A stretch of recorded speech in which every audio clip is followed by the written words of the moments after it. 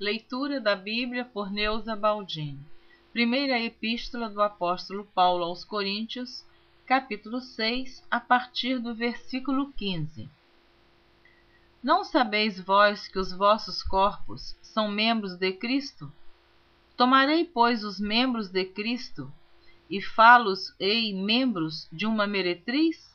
Não, por certo.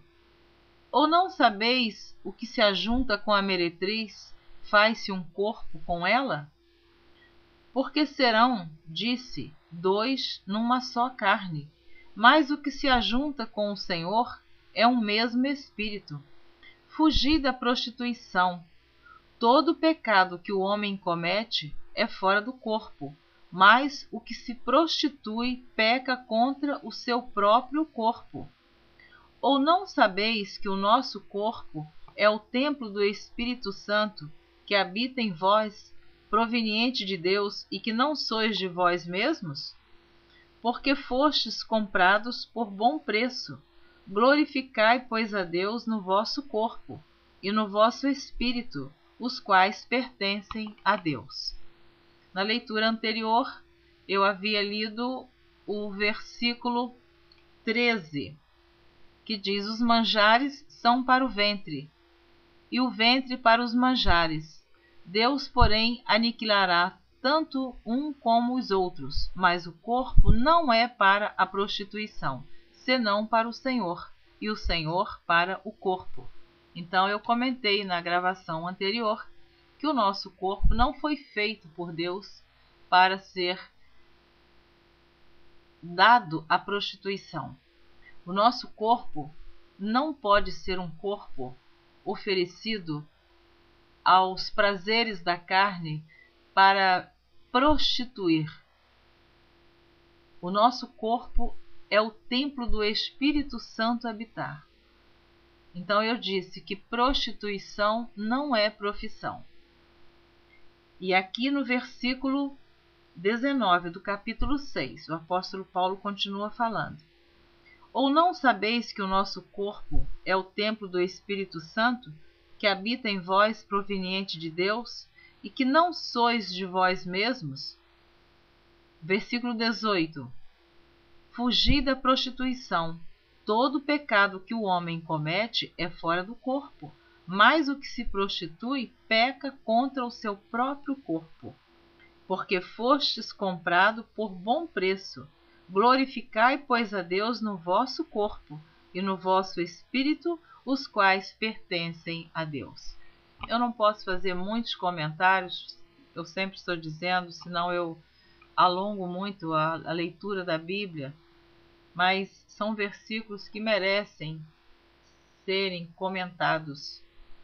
Contudo, fica aí para você ouvir e meditar. Todos que terão oportunidade de ouvir esta leitura, que meditem, é a palavra de Deus. A irmã Neuza está apenas lendo o que está escrito na Bíblia Sagrada, que foram palavras do apóstolo Paulo. Capítulo 7. Resposta e perguntas acerca do casamento. Ora, quanto às coisas que me escrevestes, bom seria que o homem não tocasse em mulher. Mas, por causa da prostituição, cada um tenha a sua própria mulher, e cada um tenha o seu próprio marido. O marido pague à mulher a devida benevolência, e da mesma sorte a mulher ao marido. A mulher não tem poder sobre o seu próprio corpo, mas tem-no o marido. E também da mesma maneira, o marido não tem poder sobre o seu próprio corpo, mas tem-no a mulher. Não vos defraudeis um ao outro, senão por consentimento mútuo, por algum tempo, para vos aplicardes à oração, e depois ajuntai-vos outra vez, para que Satanás vos não tente pela vossa incontinência. Digo, porém, isso como que por permissão e não por mandamento, porque quereria que todos os homens fossem como eu mesmo, mas cada um tem de Deus o seu próprio dom, um de uma maneira e outro de outra. Digo, porém, aos solteiros e às viúvas que lhes é bom se ficarem como eu. Mas se não podem conter-se, casem-se, porque é melhor casar do que abrasar-se. Todavia, aos casados mando, não eu, mas o Senhor, que a mulher se não aparte do marido. Se, porém, se apartar, que fique sem casar, ou que se reconcilie com o marido, e que o marido não deixe a mulher. Mas aos outros digo eu, não o Senhor: se algum irmão tem mulher descrente, e ela consente em habitar com ele, não a deixe. E se alguma mulher tem marido descrente, e ele consente em habitar com ela, não o deixe. Porque o marido descrente é santificado pela mulher, e a mulher descrente é santificada pelo marido. Doutra sorte, os vossos filhos seriam imundos, mas agora são santos. Mas se o descrente se apartar, aparte-se, porque neste caso o irmão ou irmã não está sujeito à servidão, mas Deus chamou-nos para a paz. Porque donde sabes, ó mulher, se salvarás teu marido? Ou donde sabes, ó marido, se salvarás tua mulher? Assim cada um ande como Deus lhe repartiu, cada um como o Senhor o chamou. É o que ordeno em todas as igrejas. É alguém chamado estando circuncidado? Fique circuncidado. É alguém chamado estando incircuncidado? Não se circuncide.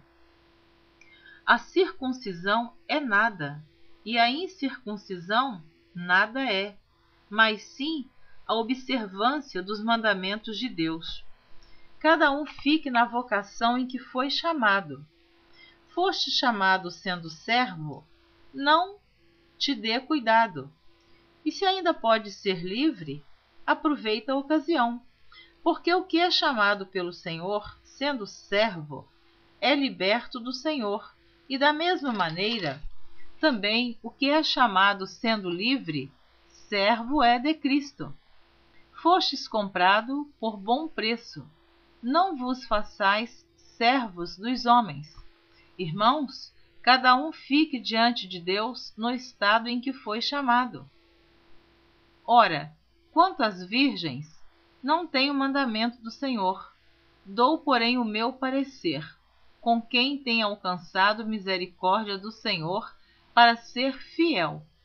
Tenho, pois, por bom, por causa da instante necessidade, que é bom para o homem o estar assim. Estás ligado à mulher? Não busque separar-te. Estás livre de mulher? Não busque mulher.